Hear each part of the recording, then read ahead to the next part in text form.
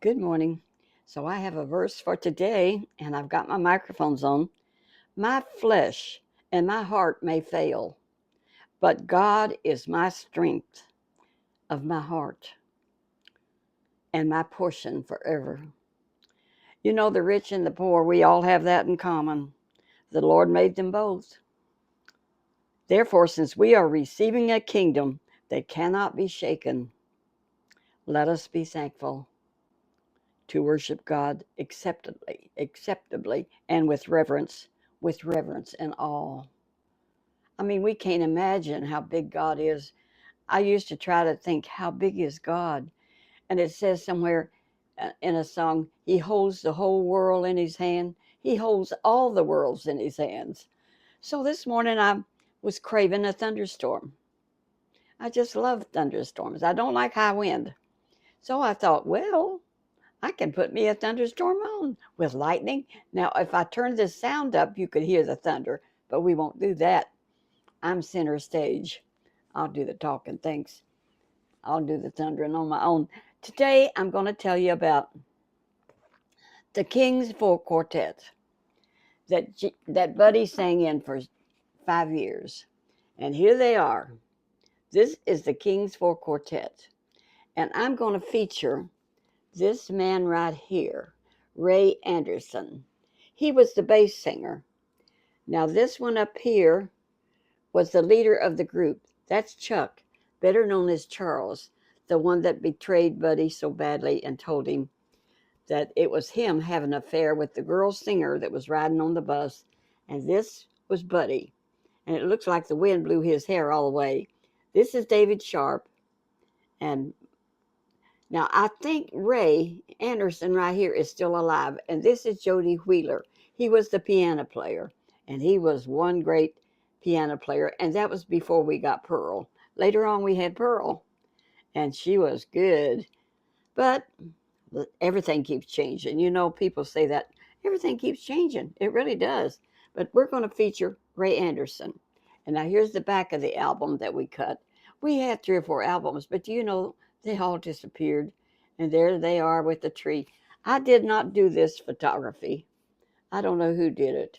But for Buddy's albums, which he cut several, I always did the photography. I used to do photography. Kiddos, I have been there and done that so many things. But anyhow, Ray Anderson, he was an alcoholic. We're getting into his story now. In his younger days, before he became a part of the group, he was an alcoholic, and he would tell his story, and he would sing this song, Who Am I? Who am I that a king should bleed and die for? And it's a beautiful song, and the lyrics are so pretty. But let me tell you what happened with Ray. He tells the story of how when he was a alcoholic, that he would get so depressed, and alcohol was what he would take to for his medicine. I mean, self medication with alcohol, with whiskey. So he tried many times, and one time he said he got so depressed that he decided he'd just take his life and hang himself. So he got him a rope, and he went to the barn, and he threw the rope over it. And he said it was like a voice spoke to him. Don't be doing this. I love you. Don't do this. I love you. He said, and I knew it wasn't me. I knew it was something else supernatural. Nobody loved me. He didn't feel like anybody loved him. But he said, okay. So he took the rope down. And so he said, I'm going to quit alcohol. I'm not going to drink anymore. I made my mind up. I'm not going to. From this moment on, he said, I'm not drinking. So he kept his word for a few days. And then one day I don't know how long exactly. I don't remember. Realized this was back in the 1970s sometime. But he said, one day he thought, oh, well, he was passing the liquor store. So he just went on in and he bought him a whiskey. He drank whiskey. And so he bought him a bottle of whiskey. And the man that sold it to him said, you always come back, don't you?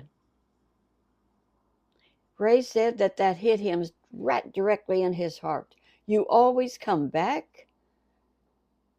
He said, I took that bottle and I said, keep it. He said, and I walked out of that liquor store. And then he said he went and gave on his knees and gave his heart to God. He said, God, you've got to help me. I give my life to you. And he truly got born again on his knees in private. You can do that. He meant it. So he started going to church, and he knew Charles, you know. So Charles Gregory, he knew him. And Charles he owned a, a company. It was his, that he painted cars and repaired cars, and he made a good living, and he had employees. So he knew him, and Ray could sing, and him and Charles got together, Chuck, and decided to start a gospel quartet because Ray loved to sing, and so did Charles. So they started hunting up people to form a quartet. And they had heard that Buddy Baird, the country singer, had got saved. So they called him, and he joined them. They let him apply, and he was the lead singer. Now, let's see, where's that? Here.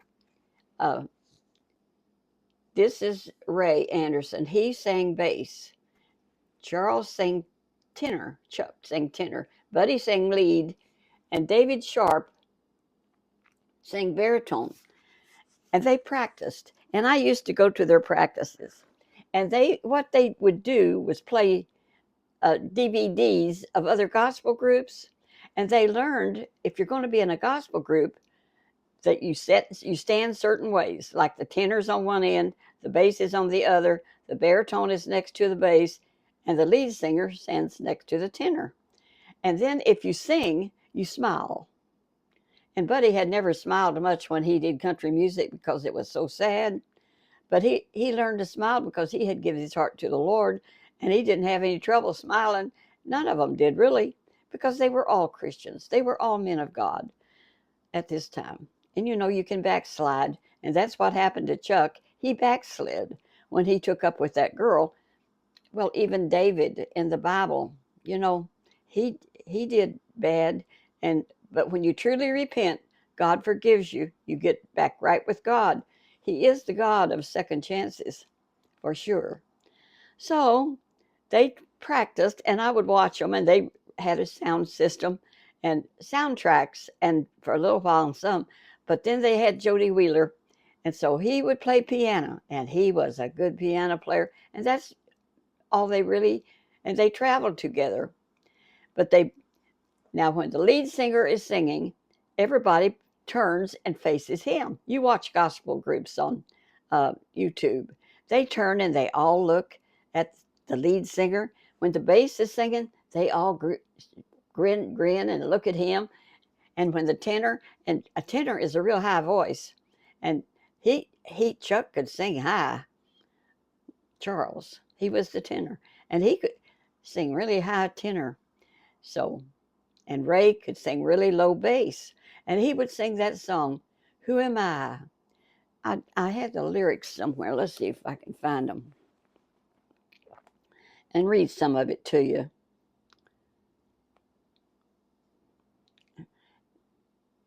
It's an old-timey gospel song. Lyrics to "Who Am I?" The old-timey gospel song. Maybe it'll come right up. Southern gospel is what it is. It's an old hymn. Let's see. I should have been a little more prepared, but I wasn't. I do things off the cuff all the time. Whatever happens, happens. I am relaxed. And there's a lot of things I don't worry about anymore.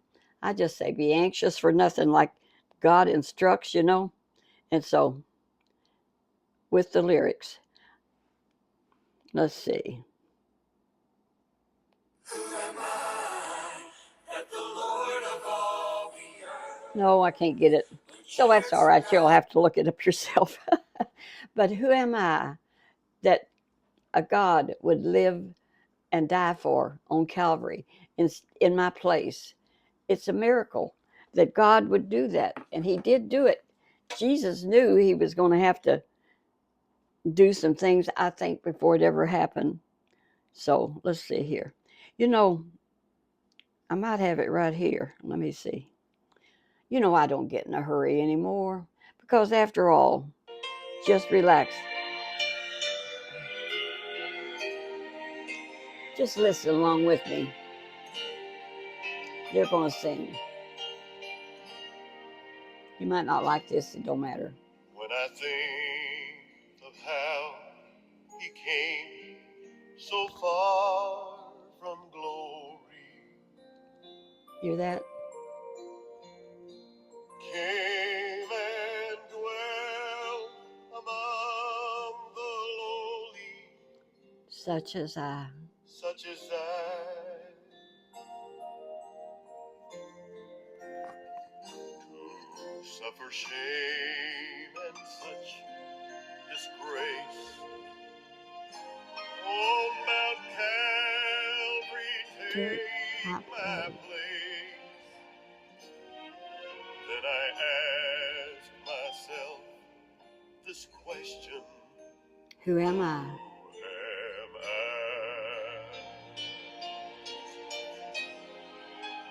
Who am I that a king would bleed and die for? Who am I that he would pray, not my will thine for? The answer I may never know. Why he ever loved me so. To an old rugged cross he would go, for who am I?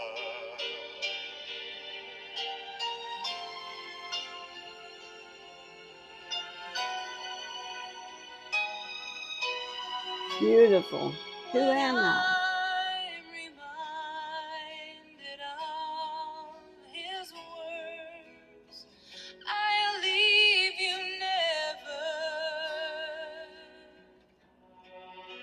If you'll be true, I'll give to you life forever.